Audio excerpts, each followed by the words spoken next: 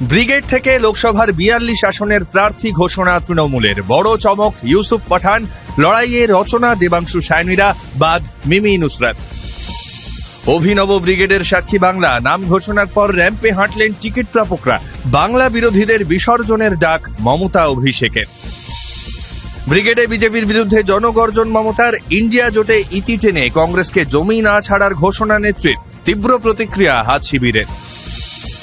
ব্রিগেডে বাঙালি আবেগে শান অভিষেকের নিশানায় অভিজিৎ গঙ্গোপাধ্যায়। চ্যালেঞ্জ মোদীকেও, বিবেকানন্দের নাম করে হিন্দুত্বের বার্তা নেতার।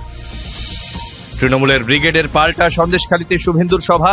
মঞ্চ থেকে তৃণমূলকে সরানোর ডাক। শাহজাহান প্রসঙ্গে বামেদের খোঁচা বিরোধী দলনেতার।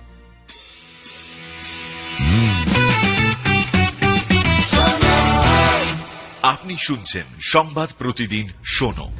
নমস্কার, আসছে বিস্তারিত খবরে। রবিবাসরীয় ব্রিগেডে বড় চমক তৃণমূলে। জনতার দরবারেই ঘোষণা হলো জনতার প্রতিনিধিদের নাম। একই সঙ্গে জোট জল্পনা উড়িয়ে ৪২ আসনেই প্রার্থী দিল তৃণমূল। তার মধ্যেই রয়েছে একাধিক চমক। আসন্ন নির্বাচনে তৃণমূলের হয়ে বহরমপুর থেকে ভোটে দাঁড়াচ্ছেন ইউসুফ পাঠান, যা নিঃসন্দেহে তৃণমূলের সব থেকে বড় চমক বলে মনে করছে ওয়াকিবহাল মহল। এছাড়া টিকিট পেয়েছেন দেবাংশু, রচনা সহ একাধিক নতুন মুখ। দেবাংশু প্রার্থী হচ্ছেন তমলুক থেকে, অর্থাৎ প্রাক্তন বিচারপতি অভিজিৎ গঙ্গোপাধ্যায়ের বিরুদ্ধে ভোট ময়দানে নামতে হবে তাঁকে। তারকা অভিনেত্রী রচনা ব্যানার্জি দাঁড়াচ্ছেন হুগলি থেকে। এছাড়া ২৪-এর লড়াইয়ে একেবারে আনপুরা তরতাজা মুখের মধ্যে উল্লেখযোগ্য আইপিএস প্রসূন বন্দ্যোপাধ্যায়। তাকে মালদহ উত্তর থেকে প্রার্থী করেছে তৃণমূল। তারকা প্রার্থীদের মধ্যে রয়েছেন দেব এবং সায়নী ঘোষ। যাদবপুর কেন্দ্রে লোকসভায় তৃণমূল প্রার্থী যুবনেত্রী সায়নী এবং ঘাটাল থেকেই দাঁড়াচ্ছেন দেব। এদিকে জাতীয় রাজনীতির ময়দানে অভিজ্ঞতার জোরে লোকসভায় টিকিট পেলেন সুদীপ বন্দ্যোপাধ্যায়, সৌগত রায়, কল্যাণ বন্দ্যোপাধ্যায়, মহুয়া মৈত্ররা। সদ্য প্রকাশিত তালিকায় বাদ পড়েছেন ৭ সাংসদ। নুসরাত জাহান, মিমির মতো তারকা সাংসদকে টিকিট দেয়নি তৃণমূল। এই প্রথমবার তৃণমূলের হয়ে ভোটে লড়ছেন না অধিকারী পরিবারের কেউ। আবার ব্যারাকপুর শিল্পাঞ্চলেও অর্জুন সিং এর উপর আস্থা রাখতে পারল না ঘাসফুল শিবির। সব মিলিয়ে ৪২ আসনে ২৬ জনই নতুন মুখ। তার মধ্যে ১০ জন একেবারেই আনকোরা, ১১ জন বিধায়ক এবং বাকি ৫ জন বিজেপি থেকে তৃণমূলে ফিরে পেলেন লোকসভা ভোটের টিকিট।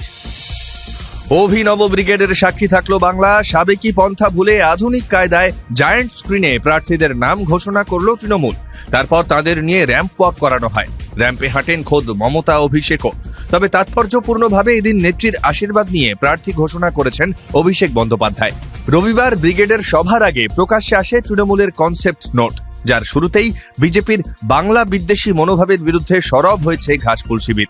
তুলে ধরা হয়েছে ২০১৪ সালে ক্ষমতায় আসার সময় থেকে দিল্লির নেতারা বাংলায় এসে আবাস, কর্মসংস্থান, স্বাস্থ্য পরিষেবা, পরিকাঠামোর মতো ক্ষেত্রে বহু প্রতিশ্রুতি দেয়, যা বাস্তবায়িত হয়নি। বাংলার মনীষী ও সংস্কৃতির প্রতি বিজেপির অবজ্ঞাকে তুলে ধরা হয়েছে তৃণমূলের তরফে। অভিযোগ, বাংলার ভাবমূর্তি ক্ষুণ্ণ করার লাগাতার চেষ্টা করে গিয়েছে পরিযায়ী বিজেপি। এদিন নিজের বক্তব্যেও সেসব ঘুরিয়ে ফিরিয়ে উল্লেখ করেছেন মমতা অভিষেক। তবে ব্রিগেড থেকে প্রার্থী ঘোষণা এবং তারপর এইভাবে জনগণের মাঝে পৌঁছে প্রার্থীদের র্যাম্প ওয়াক এর আগে বাংলা দেখেনি। সব মিলিয়ে রবিবাসরীয় ব্রিগেডকে আগাগোড়া চমকে মোড়া হিসেবেই দেখছে বঙ্গবাসী। ব্রিগেডে ২৪-এর সুর বাঁধলেন মমতা বন্দ্যোপাধ্যায়। ভোটযুদ্ধের কৌশল স্থির করার পাশাপাশি এনআরসি থেকে খালিস্তান বিতর্ক, বিচার ব্যবস্থা সব নিয়ে বিজেপিকে নিশানা করলেন তৃণমূল সুপ্রিমো। এদিন মঞ্চে উঠেই বিচারপতিদের উদ্দেশ্যে বার্তা দিয়ে বিচার ব্যবস্থার মূল কথা মনে করান তৃণমূল নেত্রী। তার কথায়, বিচার ব্যবস্থার কাছে হাত জোড় করছি, মানুষ আপনাদের কাছে বিচারের জন্য যায়, কোনো দলের হয়ে কাজ করবেন না। তার এহেন মন্তব্যের নিশানা সদ্য অবসর নেওয়া বিচারপতি অভিজিৎ গঙ্গোপাধ্যায় বলেই মনে করা হচ্ছে। এরপরই জোট জল্পনা উড়িয়ে মমতার ঘোষণা, আসন্ন নির্বাচনে হাত ছেড়ে একাই লড়বে তৃণমূল। শুধু বাংলা নয়, যে ৪ ভিন্ন রাজ্যে তৃণমূল প্রার্থী দেবে সেখানেও একই নীতি মেনে চলবে ঘাসফুল শিবির। একই সঙ্গে তার তাৎপর্যপূর্ণ ঘোষণা, গোটা দেশকে তৃণমূলই পথ দেখাবে। যদিও এ নিয়ে তীব্র প্রতিক্রিয়া দিয়েছে কংগ্রেস। তাদের তরফে জানানো হয়েছে, কংগ্রেস বরাবর সম্মানজনক আসন রফা চেয়েছে। তবে কংগ্রেস চেয়েছে দ্বিপাক্ষিক আলোচনার মাধ্যমে এই আসন ভাগাভাগি হোক, একপাক্ষিক ঘোষণার মাধ্যমে নয়। শুধুমাত্র বাংলার জোট ভেঙেছে এমনটা নয়, অসম, মেঘালয়, ত্রিপুরা এবং উত্তরপ্রদেশেও তৃণমূল আলাদাভাবে লড়াই করবে। একমাত্র উত্তরপ্রদেশে একটি আসন নিয়ে অখিলেশ যাদবের সঙ্গে আলোচনা হয়েছে বলে জানিয়েছেন মমতা।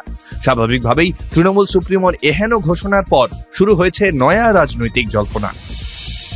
24 লোকসভা ভোটে বাঙালি অস্ত্রেই শান দিলেন তৃণমূলের সর্বভারতীয় সাধারণ সম্পাদক অভিষেক বন্দ্যোপাধ্যায়। রবিবার ব্রিগেডের মঞ্চ থেকে বাঙালির আবেগ উস্কে দেওয়ার পাশাপাশি হিন্দুত্ব নিয়ে তাৎপর্যপূর্ণ বার্তা শোনা গেল তাঁর গলায়। এদিন স্বামী বিবেকানন্দের নাম উল্লেখ করে বিশ্বের দরবারে হিন্দু ধর্ম প্রতিষ্ঠার কথা বলেন অভিষেক। একই সঙ্গে মনে করালেন কলকাতায় অমিত শাহের সফর চলাকালীন বিদ্যাসাগরের মূর্তি ভাঙার ঘটনা। এদিন ব্রিগেডের মঞ্চ থেকে নাম না করে প্রাক্তন বিচারপতিকেও আক্রমণ করেছেন অভিষেক। তার কথায়, আমি বিচারপতি নিয়ে কিছু বলবো না। আগে আমাদের দেশে কেউ চুরি খুন করলে তাদের সাজা দিতেন, আর এখন চোরেরা খুনিরা বিচারপতিদের উত্তরীয় পরিয়ে স্বাগত জানাচ্ছে। এছাড়া মঞ্চ থেকে কেন্দ্রীয় বঞ্চনা ইস্যুতে প্রধানমন্ত্রী নরেন্দ্র মোদীকে খোলা চ্যালেঞ্জ ছুঁড়েছেন তৃণমূলের সর্বভারতীয় সাধারণ সম্পাদক অভিষেক বন্দ্যোপাধ্যায়। গত 3 অর্থবর্ষে বাংলাকে কত টাকা দিয়েছেন? ব্রিগেডের মঞ্চ থেকে মোদীর কাছে হিসাব চাইলেন অভিষেক।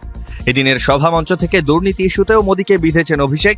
তৃণমূল সাধারণ সম্পাদকের বক্তব্য, প্রধানমন্ত্রী বাংলায় এসে দুর্নীতির কথা বলছেন, অথচ সবচেয়ে বড় দুর্নীতিগ্রস্ত নেতা আপনার পাশেই বসে আছে। সব মিলিয়ে ব্রিগেডের সভা থেকে বিজেপিকে তোপ দেগে বাংলার শাসক দলের হয়ে কার্যত গর্জন করতেই শোনা গেল তৃণমূল নেতাকে। ব্রিগেডে তৃণমূলের পাল্টা সন্দেশখালীতে সভা বিরোধী দলনেতা শুভেন্দু অধিকারী। মঞ্চ থেকে তৃণমূলকে উৎখাতের ডাক দিলেন নেতা, পাশাপাশি তার হুঁশিয়ারি, তৃণমূল জমানায় 10 বছর ধরে চলা অত্যাচারের হিসাব হবে এবার। এদিন জনগর্জন সভায় বিজেপিকে বাংলা বিরোধী আখ্যা দিয়ে লোকসভা ভোটে বিসর্জনের ডাক দিয়েছে তৃণমূল।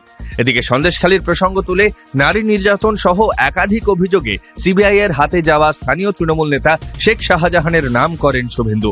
অত্যাচারীরা তৃণমূলের ছত্রছায়ায় বাড়ছে অভিযোগ করে শুভেন্দু বলেন, আমরা বলেছিলাম শাহজাহানের দিন শেষ হয়ে আসছে, আজ শাহজাহান জেলের ভেতর। নেতার আরও দাবি, সারা বাংলায় অন্তত 25 থেকে 30টা সন্দেশখালী আছে। এছাড়া এ প্রসঙ্গে বামেদেরও খোঁচা দিয়ে শুভেন্দু বলেন, এই শাহজাহান সিপিএম এর তৈরি, ফলে সিপিএম এর কোনো অধিকার নেই শাহজাহান প্রসঙ্গে কথা বলার। শুভেন্দুর পাশাপাশি এদিন সন্দেশখালীর মঞ্চ থেকে তৃণমূলের বিরুদ্ধে তোপ দাগেন বিজেপির রাজ্য সভাপতি সুকান্ত মজুমদারও। একই দিনে শাসক দল ও বিরোধী দলের 2 রাজনৈতিক সভায় জমজমাট বঙ্গ রাজনীতি। শুনতে থাকুন সংবাদ প্রতিদিন শোনো।